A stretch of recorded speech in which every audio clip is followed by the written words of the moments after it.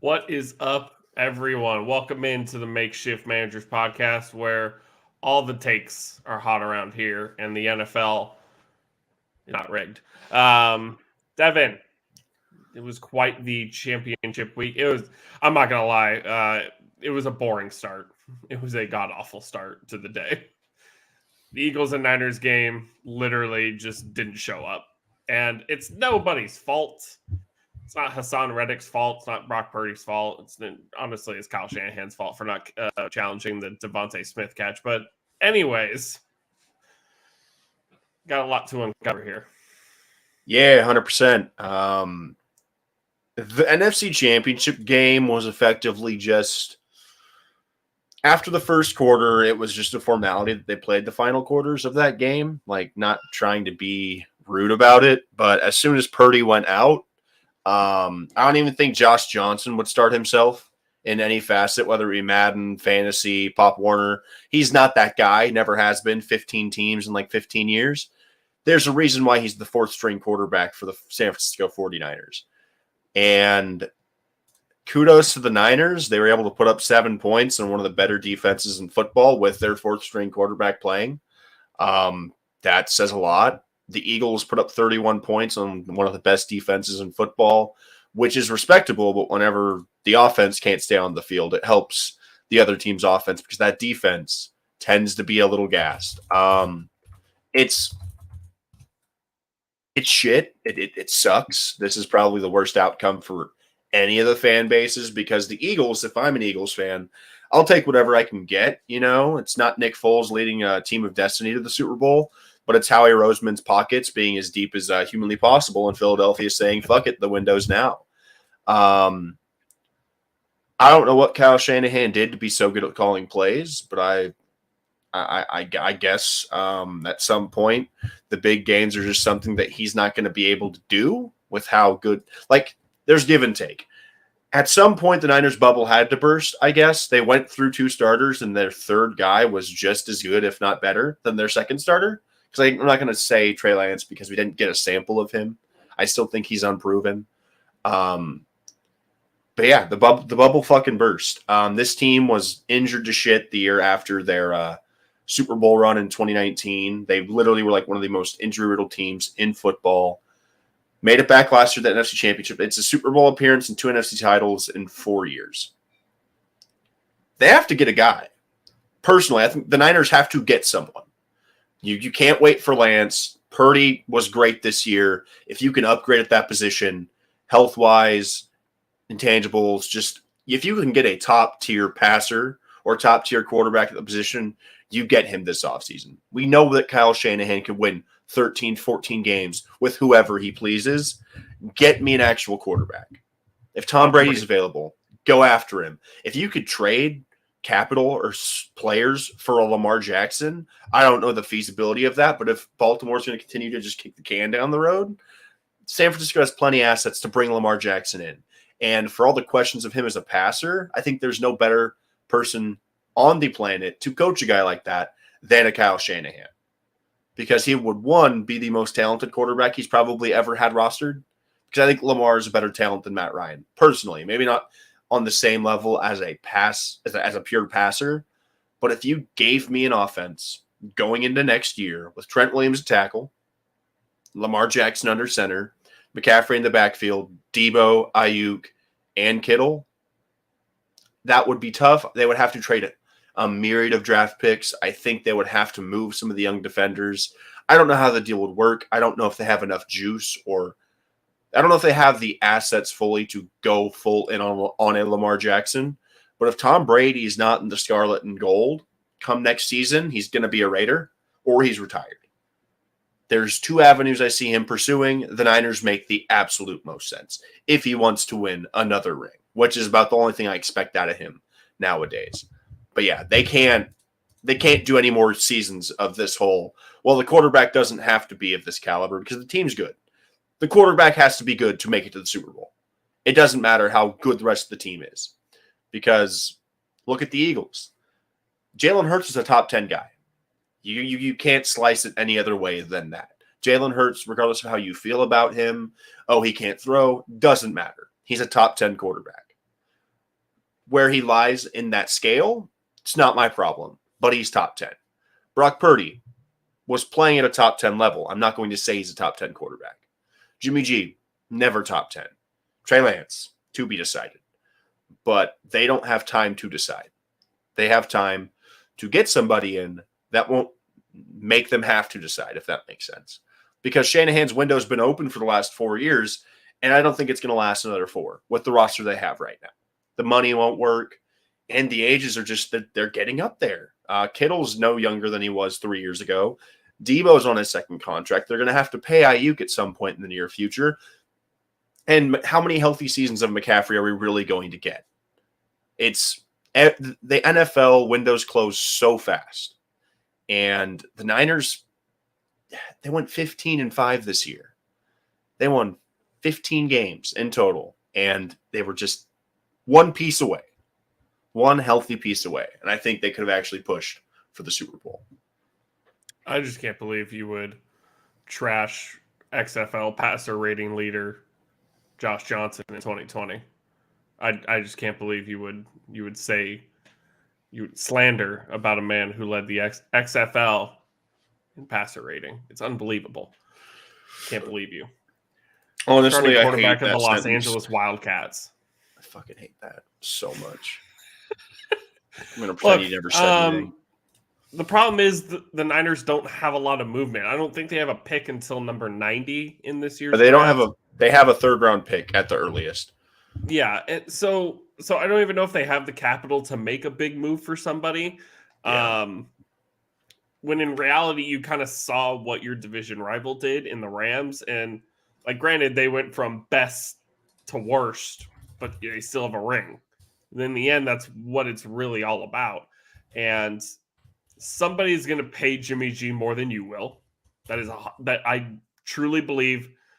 Somebody will outbid the Niners for Jimmy Garoppolo because they need his services. You're not rostering 3 quarterbacks. That's also the thing too.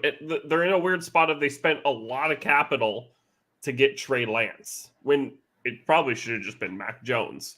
I'm not saying Mac Jones is better than Trey Lance, but in terms of the Kyle Shanahan system, the biggest thing I could see out of this offseason if they're going to make a move for a quarterback. So I'm just going to look at the roster currently. So here's the player roster. We're looking at they're going to have to move a couple defensive pieces. Fred Warner's untouchable. Fred Warner's the most valuable defender in football outside of some of these monster defensive tackles. Like, he's the best linebacker in football, albeit classifying Micah Parsons is a little bit weird, but I think Fred Warner is the best linebacker in the game. If they have a shot at Lamar, Trey Lance is getting moved. Trey Lance is a good enough, not a good enough prospect, but I think Trey Lance holds enough value to be the centerpiece of something, especially if Lamar is not going to sign long-term in Baltimore. Because Tyler Huntley is not a starting quarterback.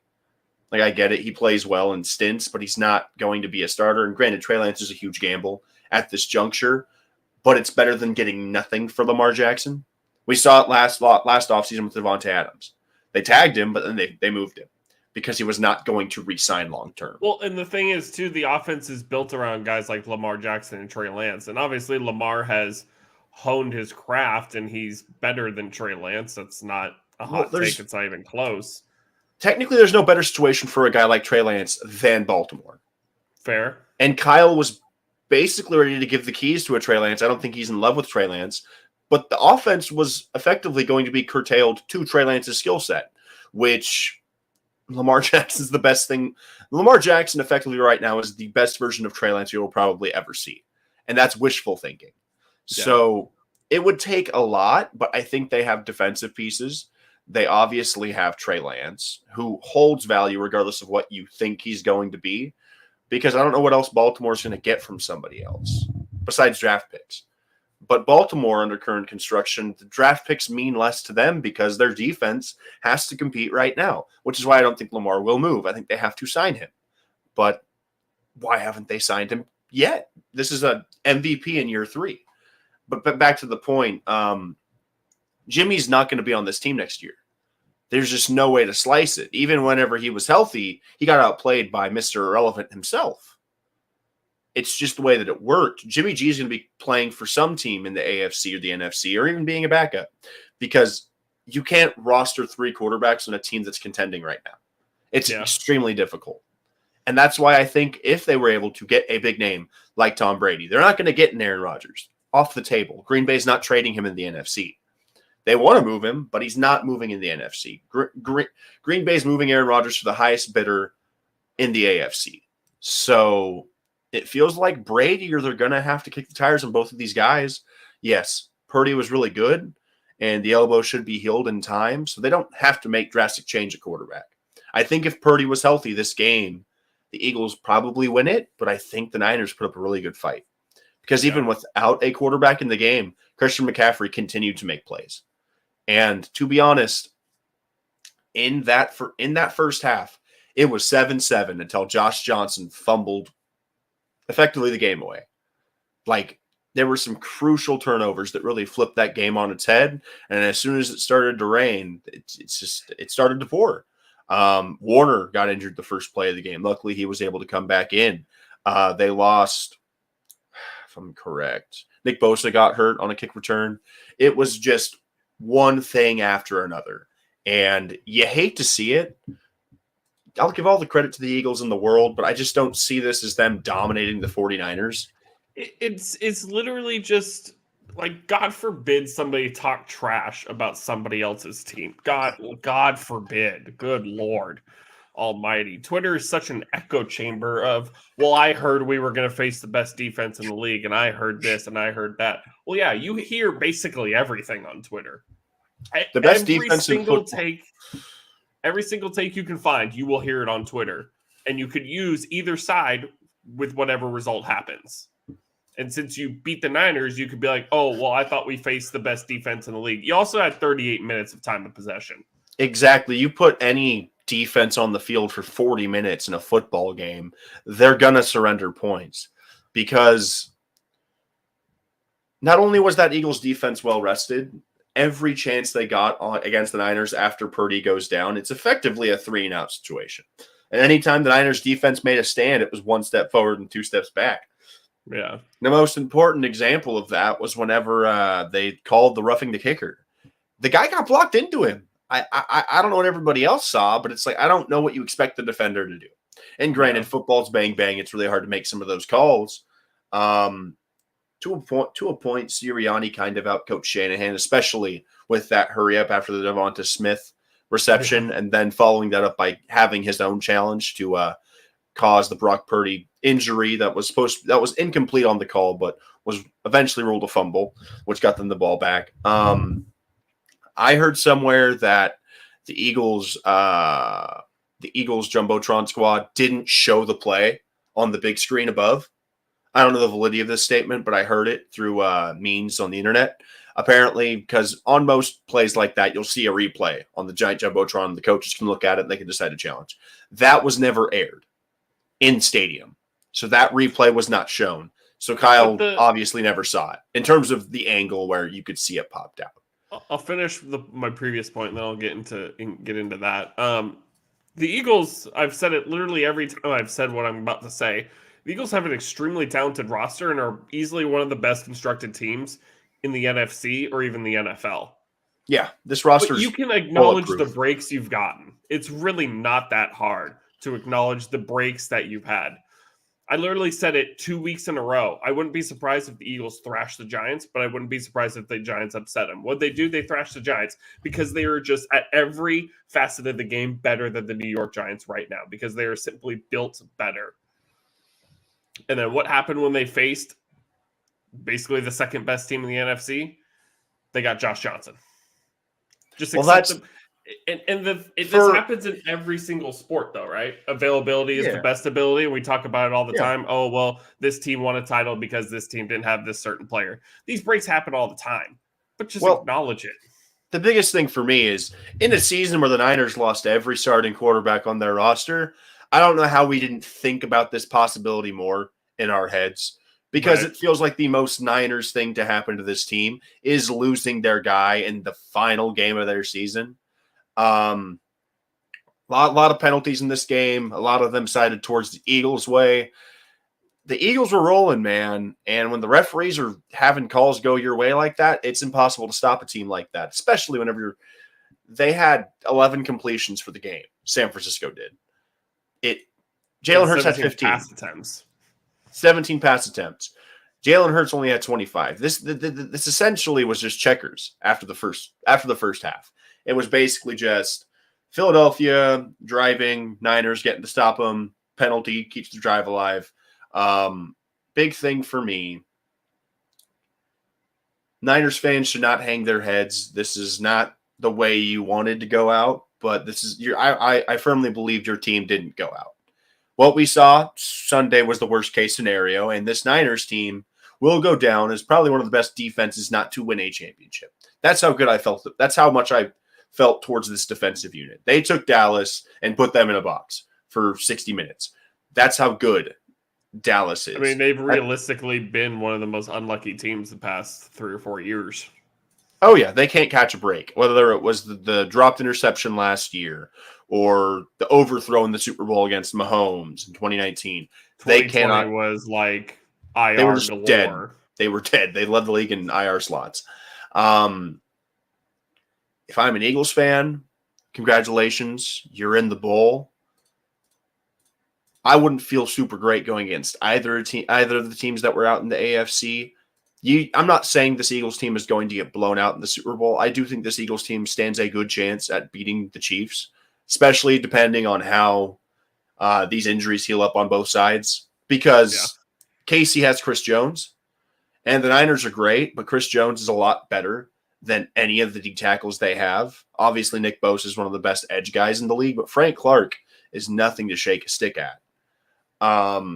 The offensive line versus the D-line is going to be huge for both sides of the ball, especially Casey's D-line versus Philadelphia's D-line.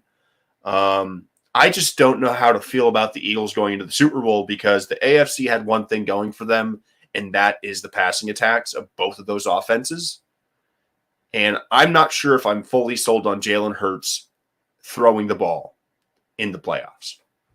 Like, I'll look at the Eagles versus Giants stats, but since he missed those 2 games due to his shoulder, I'm not sure if he's been back in terms of throwing the ball. Because has he thrown for more than 200 yards in a game? Like, yeah, he threw 2 touchdowns against the Giants, who, to be fair, overachieved, but they're not really they're not on the forefront of teams that you're going to have to compete with in terms of passing the ball through the air. Because Jalen Hurts got Daniel Jones, who threw for 135 yards and a pick. Followed that up against Josh Johnson and Brock Purdy. You have 11 completions for under 100 yards passing. No touchdowns, no picks.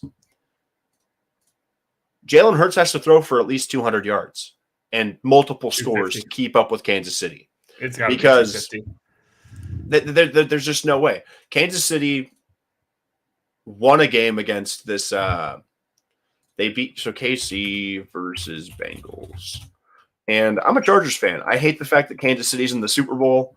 I could not win in this AFC matchup.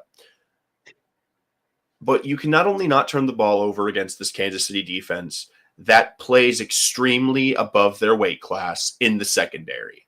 They are very talented and they're very young and they've grown up extremely with guys like McDuffie, with other guys like Jalen Watson. They have tons of rookies and like second-year players in the secondary, and they are playing like veterans. And that is a scary thing. And while Philadelphia has Bradbury and Darius Slay to pair with Hassan Reddick and Ndamukong Suh, they've got a murderer's row on the defense.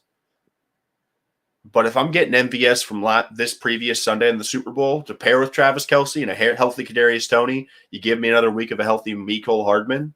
You pair that with Pacheco and McKinnon out of the backfield, and Sky Moore's showing up. And Juju had 1 reception this game against the Cincinnati Bengals. You're telling me we're going to count on this Eagles defense to contend with a guy that can complete 30 passes for 300-plus yards and 2 scores, but trying to cover 1, 2, 3, 4, 5, 6, 7, 8, 9. He completed passes to 10 individuals on Sunday. There are plenty of mouths that Mahomes can realistically get the ball to in this offense. Outside of Ayuk, Kittle, McCaffrey, and Samuel, it gets really thin for the Niners based upon who was quarterbacking, and especially after Purdy went out. And I'm not even going to get started about Daniel Jones and the practice squad guys he's been throwing to all year. Besides Hodgins, it's been a bunch of guys that you can't even name. You can only say Richie James because he led the team in receptions for like all season. It's not comparable. This Chiefs team is the best team they will have faced this entire season. Yep. And they have to be prepared. And this team and the Eagles have to be prepared to give up the identity of being the best rushing team in the league. Because Chris Jones moves bodies. Chris Jones is a double team every snap. And if you're not going to do that, he is going to swallow up holes. There's no other explanation. Yeah. And that's not me discrediting the Eagles line. It's just the truth. And yes, the Bengals line we'll get to was bang the fuck up. But Chris Jones has been doing it against everybody. He's literally he could win Defensive Player of the Year this year. And that is incredibly difficult for defensive tackles, especially ones not named Aaron Donald. Yeah, I mean, the Eagles have the best line in the league, and I don't think that's particularly close. In a game where a lot of people are complaining about protect your superstar quarterback, the Eagles are really the only one that are doing it the best, honestly. Yep.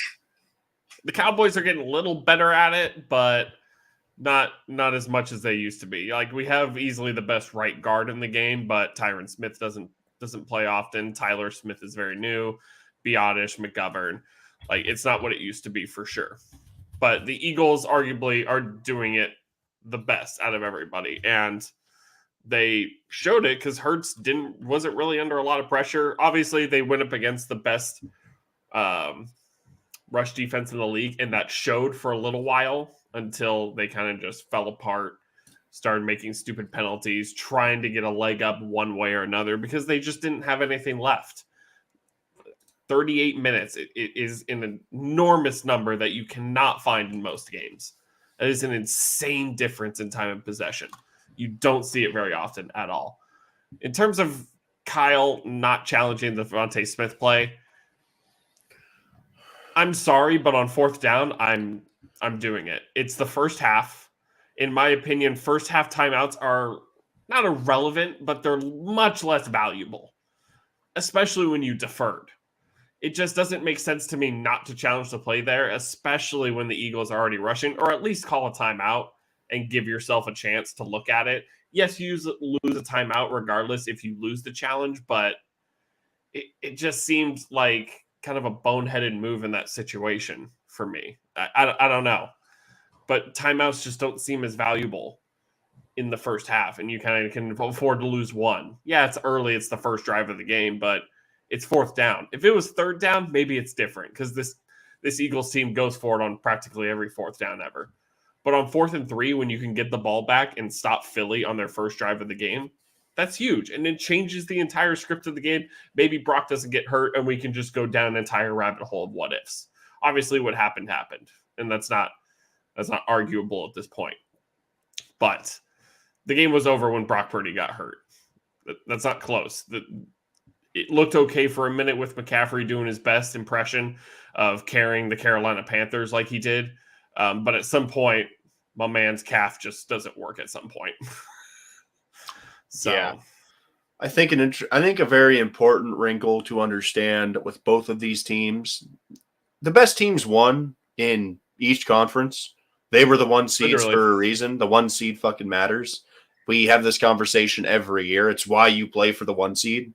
But to be completely transparent and completely honest, in terms of the best teams always making it every year, this is one of the first years we've had both one seeds make the Super Bowl.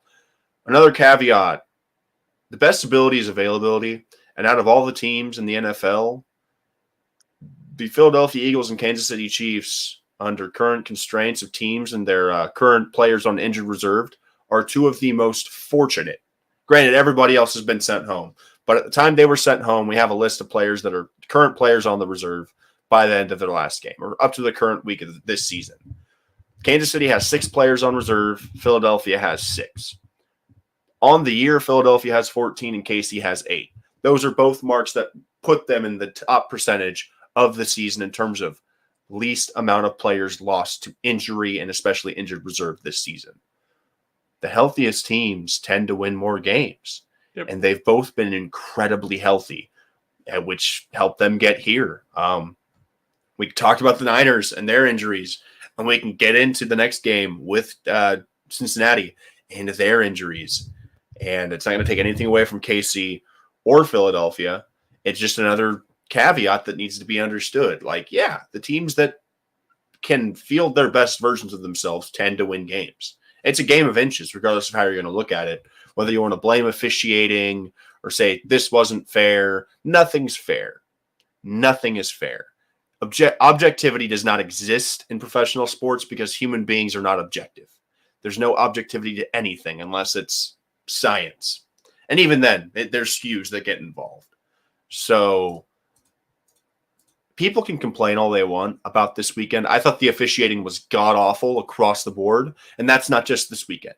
I think officiating at large in the NFL as soon as the wild card weekend kicked off was garbage. And it got better maybe week by week. All season. It's been absolutely terrible. It's terrible. It's been absolutely terrible. And I don't know if there's a solution in the near future.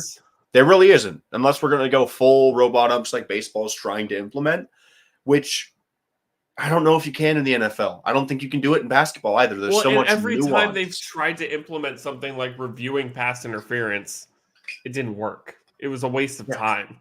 I don't know what you can do to fix the officiating because... Well, you can't. Like, look at the Buffalo versus Miami game where Skylar Thompson almost willed them to a victory. Like, that game almost took 5 hours. It felt like 4 hours. Like, it was a 4-hour game. You put robots in charge of that, and the product is the product. It sucks whenever it affects your team. It feels good whenever it doesn't affect your team. Take it from me, a Charger fan. Yeah, we gave up a 27-point lead, but there were some huge calls in that game that gave Jacksonville insane field position, and we lost. But if you want to win football games, you don't put it in the referee's hands. Well, you don't put it in the hands of officiating. The NFL isn't rigged. Grow up. If you don't like it, don't watch it. It's really not that hard of a concept to grasp altogether. To say that the NFL is rigged is a joke and just shows that you've wasted your time trying to watch and understand football because you just flat out don't understand football. You want to talk about, they missed a block in the back on the punt return. Okay, so what happened when Burrow threw 2 picks? What happened when KC got a touchdown pulled off the board? Trey Hendricks got hold. Every single rusher gets held every single play of their entire life. Micah Parsons, Joey Bosa, Nick Bosa, Trey Hendrickson, literally Max Crosby. They all get chokehold every single play. And you're yelling for the flag. Why isn't there holding? Why isn't there holding? We've been doing this for years, and we will continue to do the same thing over and over. Watch every single NFL play there's holding. It's just as easy as that. It's really not that hard. And you want to say, if Burrow played perfect, he could have won. Well, welcome to the AFC Championship, where you pretty much have to play pretty damn perfect to beat the number 1 seed. Well, don't let the referees be in charge of your fate. Don't shove Patrick Mahomes when he's out of bounds. If you think it's rigged, stop watching. Why would you watch it? Why would you watch a product that you think is not that's fraudulent? At the end of the day, professional sports are nothing more than entertainment for people like you and I, for people that are talking heads on networks, besides the people that are actually partaking in the sport, whether you be a coach, trainer, athlete. That is a professional sport. That is competition. But for us to sit here and say that it's rigged it's disrespectful to everybody that's trying to make this thing that plays a part in the process. Because we're not only calling out the referees, we're calling out the coaches and the players and the commissioner and the owners. It's disrespectful to it as a whole, which you can be disrespectful all you want. You pay money to support these teams, whether it be through merchandise, tickets, cable subscriptions, doesn't matter to me. But if I were so dead set on the fact that a sport was rigged, why the fuck am I going to watch it? If I already know it's predetermined, like if it's If At I the end of want the day, predetermined sports, I'll watch the WWE. and even at that point, if it's predetermined, sure, but it's still athletic ability. Like the biggest thing about all of the NFL's rigged thing is, so what?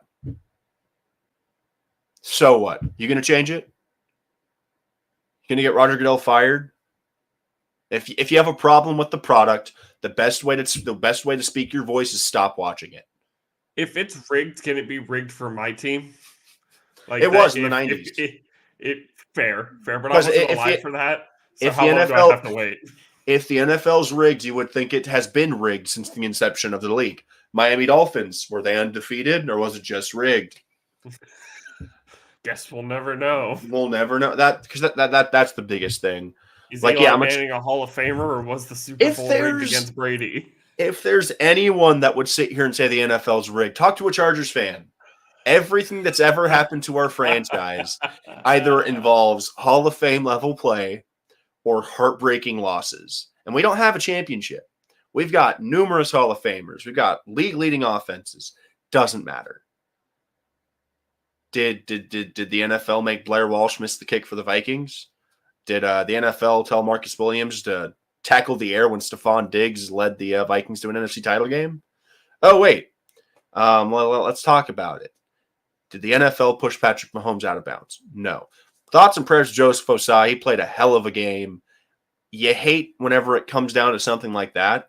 He didn't lose the Bengals the game. Like, sure, it got them in field goal range, but we're a year removed from Patrick Mahomes taking the entire city. Hold on. Let's do an exercise together. Let's talk about. Oh goodness, this is like let's talk about a game. Podception. Let's talk about a game. It's a podcast within a podcast. You want to talk about? That shit was making me dizzy. Want to talk about? You want to talk about it being rigged? Tell a Saints fan. Tell a Saints fan it's rigged because it's definitely rigged against them. Yeah, it's like there's so we got 4 15-minute quarters. There's 60 minutes in every NFL game. If you can't make it undeniable within those 60 minutes, then either team deserves to lose. Like you've got 60 minutes to close out a game. And anybody could have told you this game between the Bengals and the Chiefs is going to be whoever gets the ball last probably wins. And that's exactly what happened. Literally. And it'd be one thing if KC didn't beat them in every metric of the game besides rushing yards. They averaged more yards per play. They put up more total yards. They had more passing yards. Ooh, they had more first downs. You want to know who had more? Want to know who converted on third down more often? Kansas City. They were the same on fourth down. Who ran more plays? Kansas City. Who allowed less sacks? Kansas City. Who punted more? Both of them punted 4 times. Wow. Who had more penalties? It wasn't Kansas City. Fumbles lost. KC lost 1, but guess what? They didn't lose the turnover battle, and they won time of possession. Like, there's a lot of things we can point to about what lost the Bengals this game, and I don't think Joseph Osai pushing Mahomes out of bounds is the leader on that list. I think the Tyler Boyd injury has a bigger effect on the Bengals' outlook than Osai pushing Mahomes out. Because I think the Bengals with Tyler Boyd are way harder to contend with than the Bengals without Tyler Boyd. Because the game essentially went to, we're going to double Jamar, and we're going to kind of try and shade on T. Higgins. And if Hayden Hurst has 3 or 4 receptions, so be it. And we're not going to sit here and act like KC wasn't dealing with stuff. Mahomes is on 1.5 angles. Kelsey's coming off of back spasms all week. Kadarius Toney was lost after the first 2 drives of the game. They were relying upon a rookie receiver in Sky Moore to be a safety valve for Mahomes in stretches. If it weren't for MVS, the Chiefs probably lose this game. And you're telling me that the Bengals secondary, which is relatively healthy, couldn't cover Marquez Valdez-Scantling? So I know sure as hell the Niners defense did it last year. And that's whenever Devontae Adams was sharing the field with them. And here's the funny thing. Like, I tweeted it out yesterday.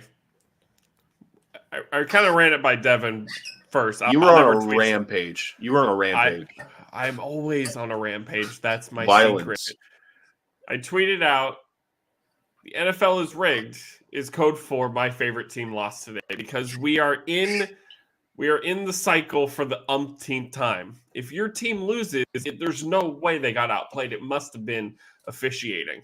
Now, I don't know how many times I said this today. The NFL is not rigged, but officiating is awful. It is a massive problem. It does determine the outcome of games at times.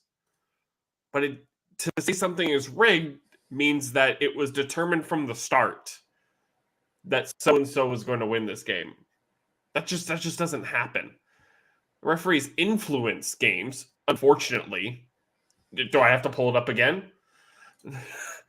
Des caught it. Like, where do you want me to go with referees influencing the outcome of games? It happens all the time because teams fall into a position where that can happen because they just simply didn't put them away. Joe Burrow could have put the game away and never gave Mahomes the ball back.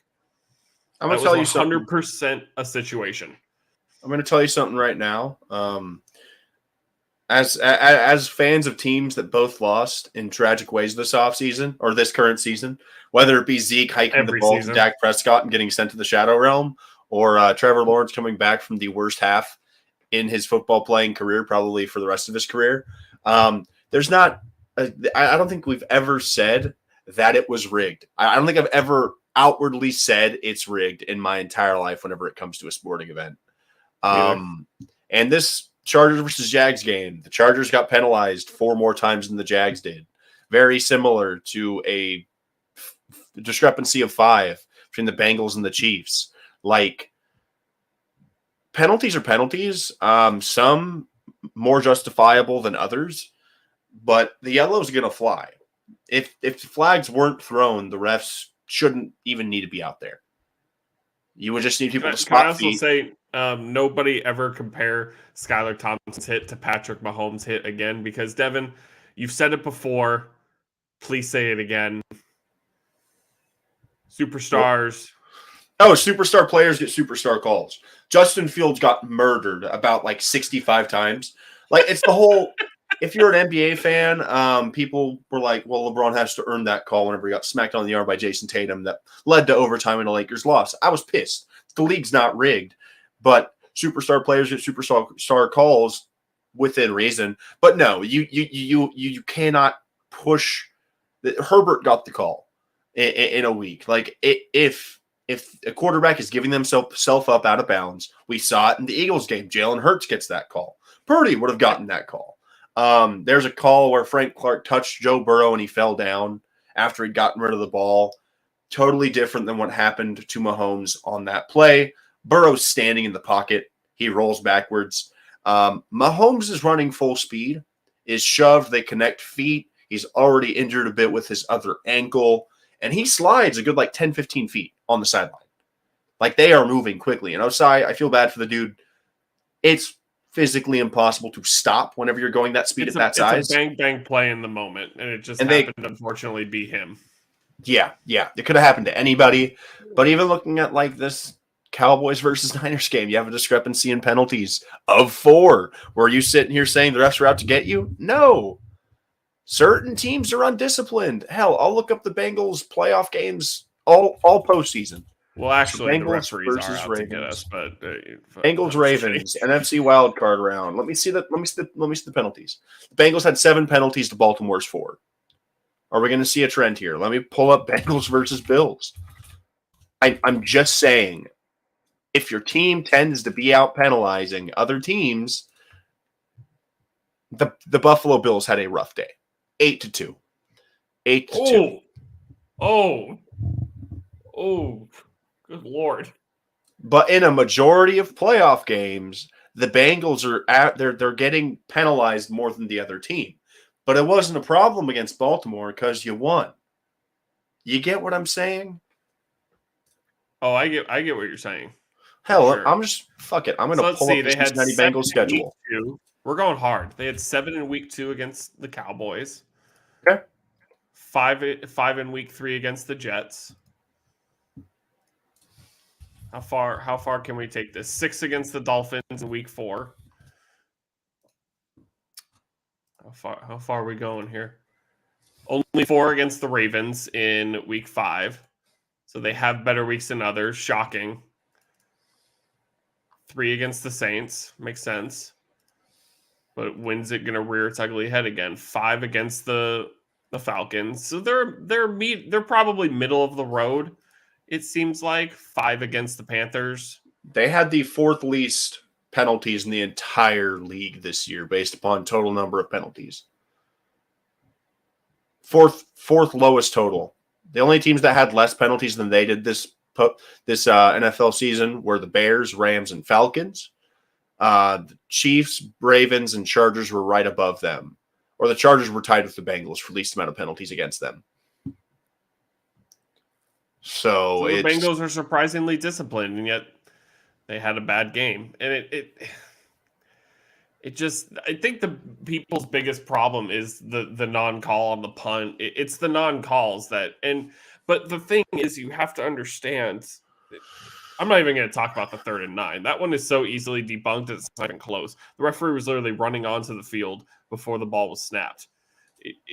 It's not that hard to see. Like, he literally was blowing the play dead before Kelsey even caught the ball. That one's not particularly close. They ended up punting the ball anyways. So what did it even matter? And somebody tried to say, it took a minute off the clock. Cool, it took a minute off the clock for Burrow to give Mahomes less time. So literally that's to your advantage more than anything. Hell, Samaje Perine outsnapped Joe Mixon 43-23. That's insane. Yeah, that's insane. No, Joe Mixon can't pass protect. And Chris Jones, Samaje Perine has a better chance of stopping Frank Clark than Joe Mixon ever would. So JPA Football on Twitter tweets, rumors. God. People around the league believe that the officiating is the worst that it's been in a long time, maybe ever, per Adam Schefter. You and I agree upon this. If you come in our mentions, it's literally not that. Like, there's I no try to give the benefit of the doubt to sports in general, hockey, basketball, baseball, football. Watching these guys play as fast as they do in real time, it's tough to see shit. It is not easy. It's not an easy job. Yeah, but they have been egregious for years. Yeah, it's been terrible. On end. It's been terrible. Like, and somebody tried to bring up the Jaguars and New England game in 2017.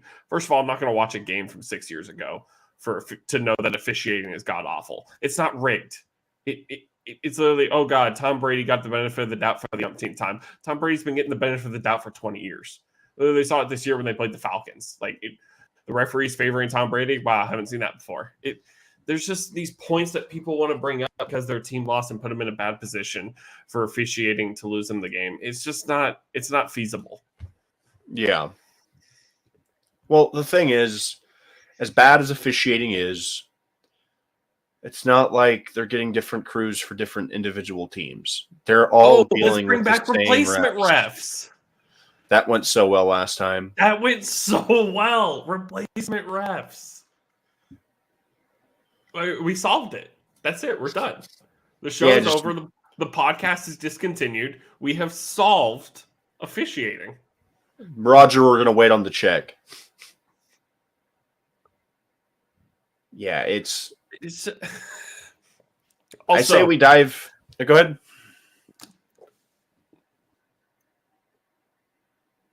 Patrick Mahomes is the best quarterback in the league, and it's not particularly close. You can argue amongst yourself who is number 2. It's Mahomes and everyone else. It's I don't know how many times we have to say it. 5 straight AFC championships, going to the Super Bowl for the 3rd time in those 5 years. His 2nd MVP is on the way. What's Joe Burrow done? Beat him 3 times? Cool. Well, that's another thing. That's why I predicted KC was going to win. The biggest thing about the whole Bengals versus Chiefs is, like, we always talk about, it's incredibly hard to beat a good team twice, let alone 3 times. It's impossible to beat this Kansas City Chiefs team 4 times in a row, regardless of who it is. The only player that's ever had his number is Tom Brady, and he left the conference as soon as he realized, oh shit, it's Mahomes' conference. Well, the Browns have beat Joe Burrow 3 out of 4 times. So the Browns, Jacoby Brissett and Baker Mayfield are better than Joe Burrow. That's just simple logic. The Colts beat the Chiefs. So realistically, Matt Ryan should be in the Super Bowl right now with Jeff Saturday. Yeah, the only two players to beat Patrick Mahomes in the playoffs are Joe Burrow and Tom Brady. He's 10-3 in the playoffs. He is 10-3. He has hosted 5 straight AFC championship games. The only other player to host more AFC title games in his career is Tom Brady at 7. Mahomes is 27 years old. He's 27 years old. He didn't start his first year. There's not another team that I can say off the top of my head that is convincing me that he is not going to be hosting the AFC Championship game for the next 5 years. Because the big question around the Chiefs this year was, oh my God, they had to subsidize it a bit because, Tyreek Hill had to leave and they can't afford to pay everybody. Oh, no. Mahomes has his bag, and that's about the only thing that matters in KC. If Andy Reid's still the coach and Spagnuolo's still calling the plays on defense, they lost Javarius Ward. They lost they lost a lot of key pieces. Tyrann Mathieu left. They replaced him with Eric Reid. Tyrann Mathieu. L'Jarius Sneed stepped big into his role. They outdrafted everybody in their division, for lack of better terms. That was a team that traded away Tyreek Hill and recouped on the defensive end through that trade with guys like George Karlaftis, who fell incredibly according to our mock, and Trent McDuffie, who's been one of the best corners outside of Sauce Gardner and Tariq Woolen this year. They added guys like Jalen Watson, who was relatively unknown until he took a pick 6 to the house against Justin Herbert.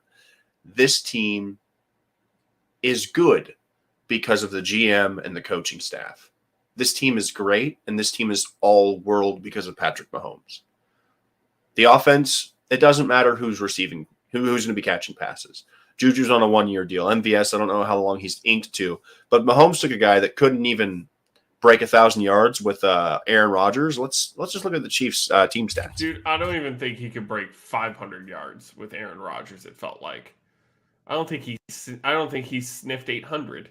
I could be wrong, but I'll look it up right now.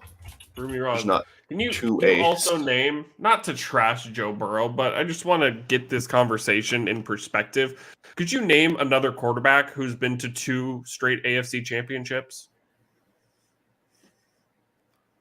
Off the top of your head.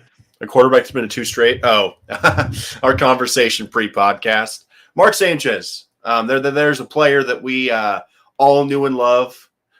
We knew and loved him throughout the early 2010s. He had a really solid head coach and some of the best defenses in the league in the earliest parts of his career. And he did start in 2 AFC championship games. Granted, Burrow did win one. The Sanchez never made it to the bowl, but hate to see it. History repeats itself. Burrow's a better player than Mark Sanchez. I'm not going to shit talk Burrow. Joe Burrow, the talent. He's the best. He had the single best passing season in college football history. Arguably the best season ever in college football history, whether it be passing or not. Joe Burrow's plenty talented, but I don't know if he can do what Mahomes did this season whenever they have to finally nickel and dime it. Once the Burrow extension kicks in, I'm not sure if I trust Cincinnati's front office and coaching staff to maximize himself without the full slew of weapons. Because Jamar Chase is going to reset the market. Let's not act like that's not going to happen. Justin Jefferson, who's the best receiver on the planet, Jamar has been stride for stride damn near. If he doesn't get hurt this year, he's probably right on Jefferson's butt in terms of like overall statistics. Yeah. Because as good as Jefferson is, Jamar broke his record last year. And that's with a full year off of football. Jamar Chase is insanely good. And he is going to reset the receiver market whenever he's due.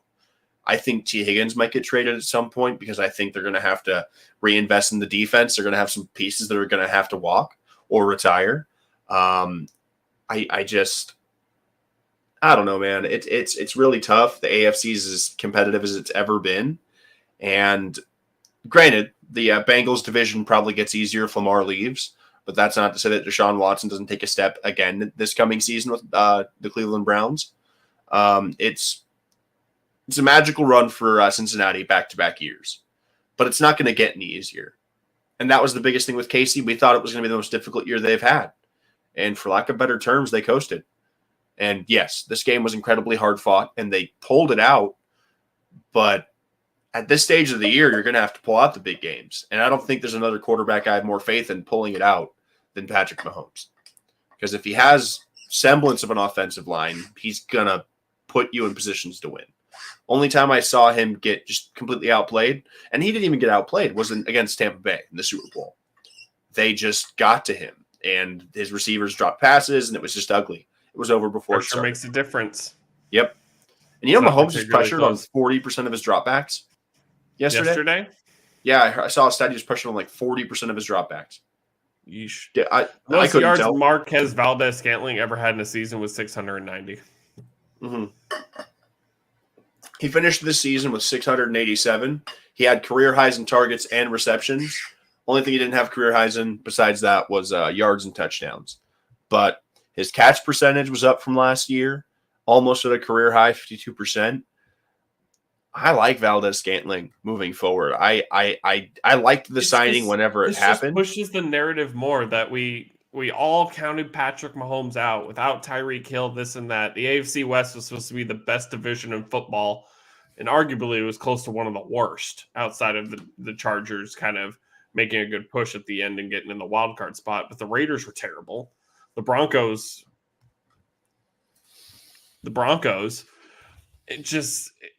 Patrick Mahomes continues to prove it to us every single year, and I'm done doubting him. I'm done picking against him. He's gonna lose games in the regular season just like everybody else. He's gonna lose playoff games just like everybody else, just like Brady. Brady lost playoff games. Brady lost Super Bowls. We've been here before. I'm not gonna say Patrick Mahomes. I don't think we'll ever see somebody win as much as Tom Brady did. It's hard to say. The closest we're going to get is Patrick Mahomes. He's going to have to win it this year, and he's going to have to go on a run where he wins 3 in a row. But in terms of, I think... And that's only 5. I think That'd Mahomes... only be 5 rings.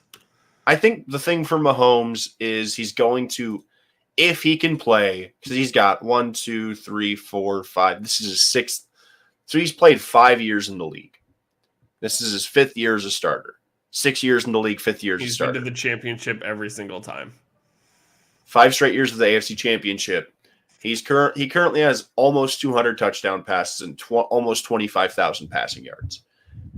If he replicates this 5 years with his next 5 years, by the time we're talking about year 15, he is going to be rivaling some of the best to ever throw a football. He currently is, in terms of he's averaging 66.3 completion percentage for his career. His touchdown percentage is 6.4. His interception percentage is 1.6. This man does nothing but throw the ball in an elite way. His career yards per game is 303. I mean, he's realistically, with the extra game, probably on set to get near 100,000 yards. And Brady isn't even at 90 yet. And Brady will easily break 90 if he plays another season. He's at 89, 214. But Patrick Mahomes is going to be the closest thing of our generation next to Tom Brady, and we just happen to be lucky enough that it's basically back-to-back. To put things into perspective, Patrick Mahomes so far in his career has the NFL record for passing yards per game. Sample size is limited based upon, obviously, the length of his career, but the only other 3 guys that are close currently are Justin Herbert and Joe Burrow. Herbert's averaging 287.5 per game, 3 years in the league. Burrow's played 2 full seasons. He's at 280.3. You discount those 2, you're putting him alongside names, the next 5 names. I'm going to give you the top 10 in terms of most passing yards per game for their entire career. Mahomes has 303 yards a game. Next closest is Drew Brees at 280. Andrew Luck, 275.2. Stafford at 272.7. Manning at 270.5. Ryan at 268.3. Brady at 266.3. Kirk Cousins is 261.5. If he's able to give us a Brady adjacent if he gives us the years between, if he can land between Drew Brees and Tom Brady in terms of the length of his career, or even Peyton Manning and Tom Brady, if he sits between 16 to 20 years, there's not a single record he will not touch aside from Super Bowls. He is the only chance we have of seeing someone in this generation break Manning's 5 MVPs or even match it. Yeah. Because Peyton put up 5, and Peyton put up an MVP in his age 38 season. It's crazy to think about. And not only did Mahomes improve upon last year, he lost his best weapon, depending on who you talk to, because Tyreek Hill was the best wide receiver in Kansas City, and it wasn't close. He threw more touchdowns, threw less picks, threw 10 less passes on the year, but he finished the year with 400 more yards. If you even think about it, the past, basically from 2000 on, has just been generational type talent. Brady, both Mannings. Granted, Eli obviously has much less accolades, but still Eli Manning. Ben Roethlisberger. Where do I even keep going? Aaron Rodgers, Brett Favre. Granted, he started in the 90s, and now we're jumping into Mahomes, Allen, Burrow, Lamar. Who else? Hurts. Hurts is starting to ascend there. We'll see as the years move on if he can sustain what he's doing now, which with the talent around him, he easily could. It'll just be iffy, of course, when these quarterbacks start getting paid. Granted, the salary cap is going higher, but so is every single contract. I remember when people absolutely lost their shit when the Cowboys paid Dak Prescott $40 million a year. I'm not saying it's a good contract, but now he's the 10th highest paid quarterback in the league. In a matter of 3 years. The price is always going up. The best contract is the one you signed today. Just point blank. The money's not going to dry up unless everybody that's talking about the NFL and watching it shuts up. And I hate to break it to everybody, we're not going to stop. And to everybody that's listening, you obviously aren't either. So yeah, the cap doesn't exist. The Rams proved that you can just give it all in signing bonus. Ask the Saints. It's like, whose line is it anyway? Where the cap doesn't exist and the salaries don't matter. It's crazy.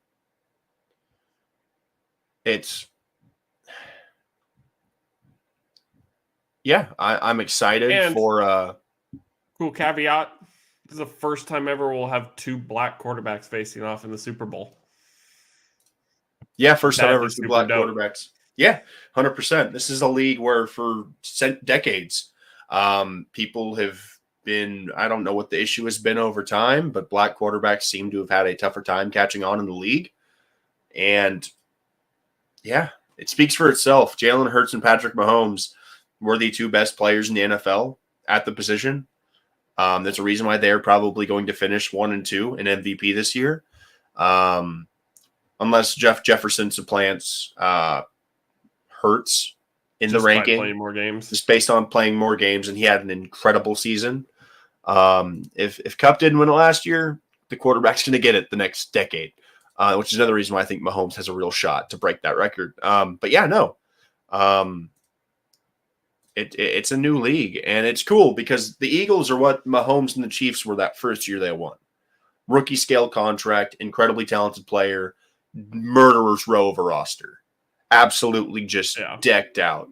And if the Chiefs can win this one, I can't give you an adequate excuse as to why they're not going to win the next 3. Genuinely. It would take catastrophic injuries or the next to Mahomes being plopped onto a roster that's made to win right now. And there is, I could say this with confidence, there is not a next Mahomes. There's going to be some good talent coming out of the drafts in the coming years. We have never seen somebody like him, and I don't know if we ever will. Because if we were going to, it would have happened. The thing is, a lot of us picked the Bills to win it all. I picked the Chargers. I'm a homer. Respect that. But a lot of us picked the Bills to win the Super Bowl. Why? Because Josh Allen only made $4 million this season. Guess how much he makes this coming year? $27.5 million.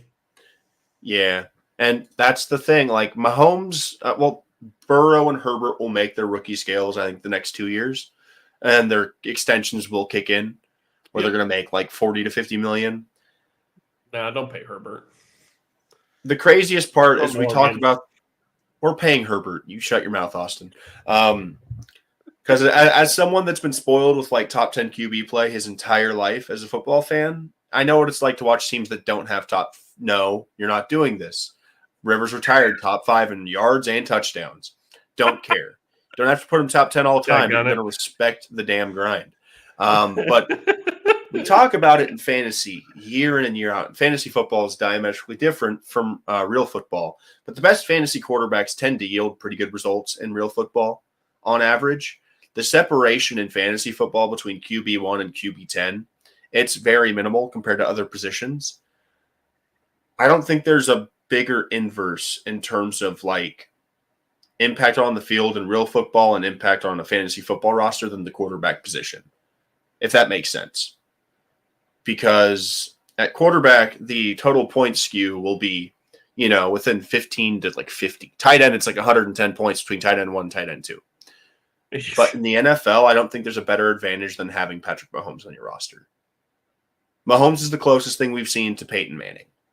He's a guaranteed 12 wins, regardless of who you put around him. And if Mahomes were to miss a season, this Chiefs team will be picking in the top 3.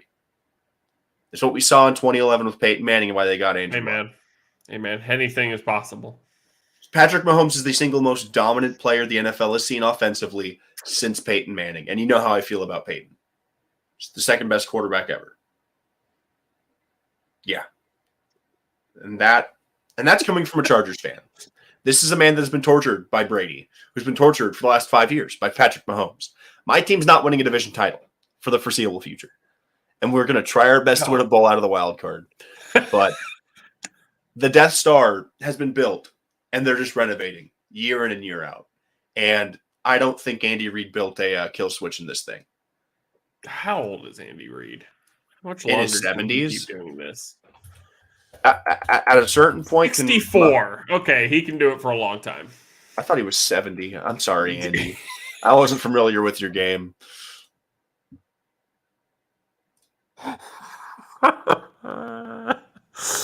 This game is cheeseburgers, dude. How'd you not know that? Dude, so Andy Reid, how long has Andy Reid been coaching the Chiefs? I think close. Oh, the Chiefs? No, I think close to a decade at this point.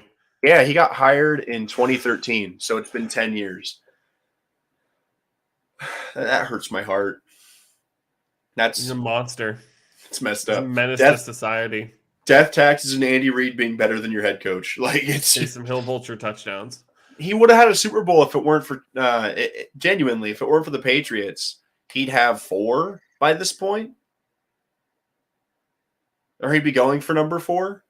Be going for number 4. If it weren't for Tom Brady, right? If it weren't for Tom, if it were not for Tom Brady and Bill Belichick, he would have 4 Super Bowls because he would have beaten Brady in Tampa, would have won in Philadelphia that one year whenever they lost to the Patriots. Already beat 1 year. He'd be going for number 5. Andy Reid is a masterclass. I think offensively, he's one of the best minds we've ever seen as an NFL head coach, and his longevity speaks to that fact. Yeah. Like, man. And he's coaching in my division. At least we got Kellen Moore, so again, I need a kazoo sound effect for this sound. Yeah, don't worry, we got Nick Sirianni, Brian Dable, Mike McCarthy, and Ron Rivera. Just an absolute murderer's row of head coaches, and by murderer's row meaning I want to kill them all. Well, the Broncos are being coached by the ghost of Vic Fangio and the essence of Nathaniel Hackett. Nobody wants that Denver job, which is hilarious. And Josh McDaniels sucks. So, Brandon Staley, at least you're among good company outside of Andy Reid. I seriously don't know who's going to be the head coach of Denver now. With Frank DeMeco Ryan said no thank you to a team that has supposedly a top 15 quarterback. Granted, he's going to have Bryce Young. And one of the best defenses for a defensive-minded man. Yeah. The man chose Houston instead. And I don't think anybody should pick Houston until they actually build the roster because I feel like everybody's just going to be a scapegoat. Wow. I mean, yeah, but at least DeMeco feels like an actual decent hire that could stick around for more than a year. Culley and Lovie Smith were never going to stick around for more than a year. So my favorite thing to do on Twitter is look at these Chargers stats where Justin Herbert is the only quarterback in NFL history to have 13,000 passing yards over the first 3 seasons and has 102 total touchdowns, which are the most by a player in his first 3 seasons. I'd like to thank Andy Reid and Patrick Mahomes for sitting out his first year because Herbert would be second in a majority of these categories for the first 3 years. True. But man, you love to see it. It's the thing I cling on to whenever it comes to Herbert being top 5 because he is. He is. I know what you're thinking. How's he top 5? He just is. Look at the numbers, follow the numbers, and see where it goes. Outside of Allen, Burrow, and Mahomes, I'm not going to put anybody above him right now. Trevor Lawrence, he's done it for a year. That's cool. Herbert's been putting up stats every year, and he had a torn labrum and destroyed ribs. The ribs were broken for the entirety of the year. After week 2, that dude was playing on eggshells. So, and Joe Lombardi was his coordinator, so temper expectations. But I'm pumped for the Super Bowl. I don't know if y'all are, if your team lost. There's always next year. Welcome. We've been expecting you. And if there's not next year, then, crack open a beer, just enjoy the game. The commercials will be cool. I'm excited for the Super Bowl. Opening day is like 58 days away, so there you go. I thought any of the matchups were going to be good. I was looking forward to a Niners-Chiefs rematch. I don't know. That Niners offense under the bright lights looks super cool. They're super efficient. The defense is the best in football. It's going to be a drag race in the Super Bowl. 1st to 30 wins. Personally, I think the Eagles can put up points. I know the Chiefs can. And I think both defenses are good, but I think both are going to give up points. We can preview it more next week for sure. Yeah. A couple more weeks, and then it'll be all fantasy all the time. Draft. And draft. My mock draft skills are so primed. I've been mocking everybody. I've been literally just going team by team. Like, what works? At this point, I've drafted Noah Sewell to like 6 teams. He's my favorite 3rd-round pick for anyone that needs a linebacker. Such a good value. Oh, man. So next week, we'll probably just preview the Super Bowl for the most part. Might be a earlier episode, a shorter episode, just kind of give our thoughts. The week after, obviously, we'll talk about the Super Bowl. I guess. We, next week, should actually do like an all-time Pro Bowl roster. Which is no different than like an all-time NFL team, but we should do something funny for the Pro Bowl. Yeah, because God knows the Pro Bowl ain't going to be watchable. Yeah. So, and our days might change. Congratulations, Devin. He has a new job now. Yes. Don't say where so you don't stalk him like a weirdo. But he does have a new job. So things might change. We might start earlier, might start later. Actually, we can't start later. I'm off my ass. I think the day should be good to stay the same for a little bit here. If there's any changes, we'll obviously look to the Twitter, turn on post notifications, turn on video notifications, so you can know when we're going live. We'll always send out announcements to keep the schedule as up to date as possible. If you can't catch the shows, you can always find the video archives on YouTube. You can always check us out on Spotify. It's one of my jobs for the pod. I port the audio because, I'm not an audio engineer, but it sounds cool whenever I say it. So call me what you will, but please don't call me broke. As you can tell, Devin did not get a new job in IT. That much you can probably surmise. But yeah, if you can't watch it on YouTube, it's on Spotify. It's always on Spotify. It's always been on Spotify. What are you doing?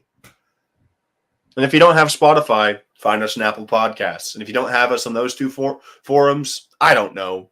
Just go to Spotify.com. How are you even watching us right now? Like, how are you even hearing any of this? I can't get it on my CRT TV. Oh, well, buy a Fire Stick and an HDMI converter. Buy a Fire Stick, he says.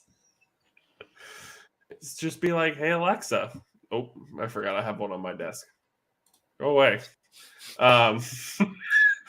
So, 2 more weeks of football, uninteresting, rigged, garbage, absolute trash. Can't believe you watch it. Terrible product.